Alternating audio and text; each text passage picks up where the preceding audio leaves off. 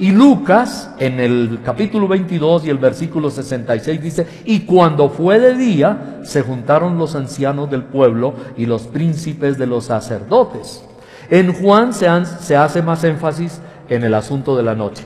En el programa de televisión, perversamente, toman y hacen énfasis de lo que la mayoría de los evangelistas, Mateo, Marco y Lucas, dicen que el juicio fue de día y que Juan dice que fue de noche.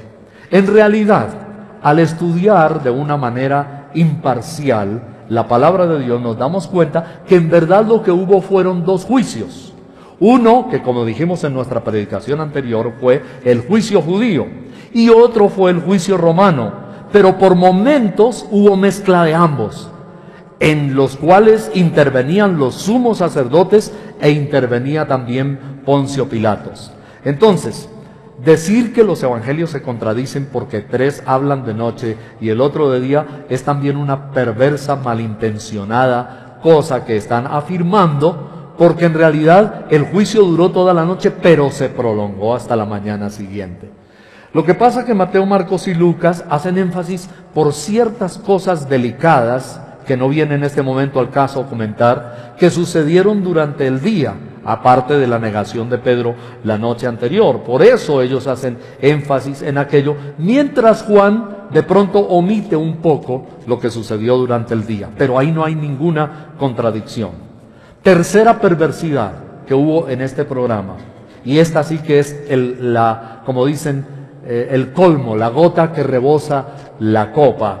En el programa afirmaron que el Señor Jesús, y miren cómo fueron en este programa astutamente, fueron sembrando dudas, para luego decir la peor perversidad que pueden haber dicho.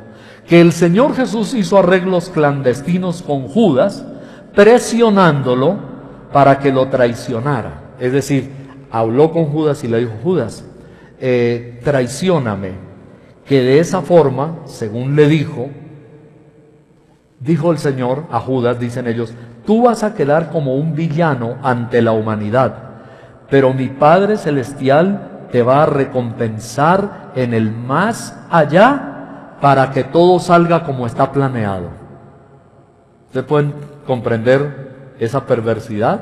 Que el Señor le dijo a Judas, traicióname, que mi Padre Celestial te va a premiar en el más allá para que todo nos salga como está planeado.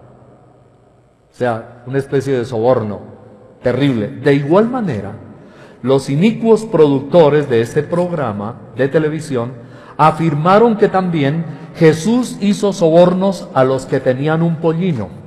Por ejemplo, que cuando él iba a entrar a la ciudad de Jerusalén, ese es otro argumento que ellos tienen, que cuando Jesús iba a entrar a la ciudad de Jerusalén, entonces contrató gente, especialmente un lugar donde encontrarían un hombre que les haría reclamos acerca del pollino, como en Marcos el capítulo 11 y el versículo 2. Estos productores dijeron, el Señor fue y contrató al hombre para que le hiciera reclamos y pusiera el pollino allí, para que cuando él mandara a los discípulos encontraran al hombre que les iba a hacer el reclamo. Oiga, ¿ustedes por qué están desatando ese pollino? Ese pollino no les pertenece. Lo que estos productores dicen es que Jesús sobornó a esos tipos para hacer esto. En Marcos 11 les dice, id al lugar que está delante de vosotros, y luego entrados en él hallaréis un pollino atado, sobre el cual ningún hombre ha subido, atadlo desatadlo y traedlo. Y si alguien os dijere, estoy leyendo Marcos 11:3, ¿por qué hacéis eso? Decid que el Señor lo necesita y luego lo enviará acá. En los productores dicen entonces que esto fue un arreglo, que esto fue organizado por Jesús, fue y habló con los tipos para que hicieran eso. Los discípulos entonces se iban a impresionar y entonces iban a decir que Él es un ser divino. En Mateo 21, por ejemplo, Mateo 21, y usted lo puede leer si quiere completo allí en casita, en Mateo 21, 1 al 3, también se narra de la misma manera. Por ejemplo, en el versículo 1 dice que en el monte de las olivas Jesús envió a dos de sus discípulos, Y luego en el 2 dice, diciéndoles, id a la aldea que está delante de vosotros, y luego hallaréis una asna atada y un pollino con ella, desatadla y traédmelos. Y si alguno os dijere algo, decid, el Señor los necesita, y luego los dejará. Esto dicen que fue un arreglo de Jesús de Nazaret.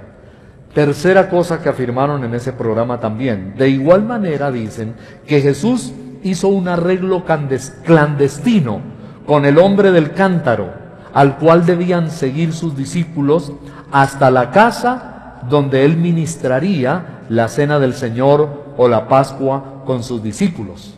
Eso está en Mateo 14, 13 al 15 y Mateo 26, 18, lo mismo que en Lucas 22, 9 al 13. Son 3 citas que estoy dando y menciono el caso de cada uno de los evangelios sinópticos, donde el Señor les dice, mire, cuando lleguen a tal lugar, allí habrá un hombre que va con un cántaro encima, en su hombro. Entonces, seguirle y decirle que nos dé la casa o que nos muestre el lugar donde se va a hacer la cena del Señor. Todos estos pasajes, los dicen en ese programa, fueron arreglos contratados de Jesús de Nazaret. Entonces, la afirmación de que Jesús hizo arreglos de este tipo es perversa, porque trata de presentar a Jesús como un hombre falso, como un Mesías marrullero, como un predicador tramposo, como un falso redentor. Blasfemaron aquí en contra del ministerio de Jesús acerca del don profético, que antes que sucedieran las cosas, él podía saber lo que iba a suceder. Y también el don que se llama de ciencia o conocimiento en la palabra de Dios, anticipándose a las cosas. Lo que en el programa trataron de hacer es de manera perversa destruir la imagen de Jesús, la autenticidad del Salvador, el ministerio de Jesús, y además que él era como un manipulador que al final, como para completar el cuadro, por haber presionado a Judas y por haberle dicho, por haberlo manipulado, que lo negara, entonces Judas entró en sentimientos de culpa y se suicidó. ¿Qué conclusión se saca? Que Jesús de Nazaret es culpable del suicidio de Judas. ¿Qué cosa más perversa?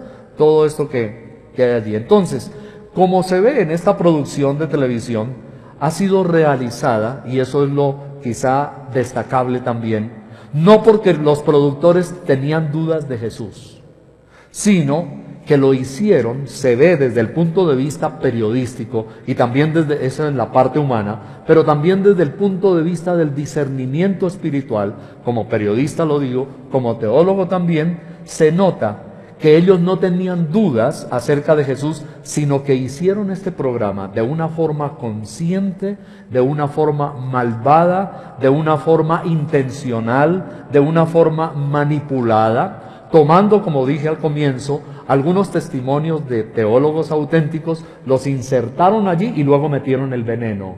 El Señor Jesús dijo que un poquito de levadura leuda ¿qué? Toda la masa. No hay necesidad de un vaso completo de arsénico para matar o asesinar o envenenar a alguien. Toda el agua puede quedar contaminada con una sola gotica y posiblemente sea suficiente para que esa persona muera.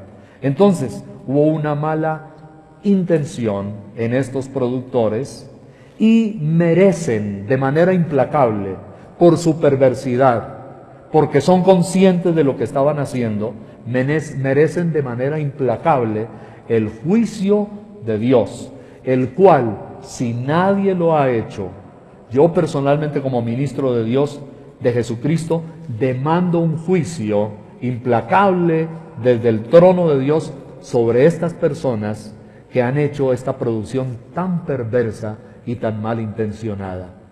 La traición de Judas, una perversa producción de televisión. Entonces, tenga usted mucho cuidado cuando ve la televisión, cuando escucha los argumentos, porque una persona, un televidente desprevenido, que no conoce las Escrituras, que no sabe de reglas de exégesis, de hermenéutica, de interpretación, le pueden meter el dedo a la boca y se traga la carreta con todo el hilo completo y han envenenado su mente y han envenenado su corazón. Era indispensable que en estos minutos pudiéramos aclarar esas cosas perversas que esta gente ha hecho, porque no nos podemos quedar callados frente a un asunto, a un programa tan ridículo, tan perverso, pero también tan peligroso.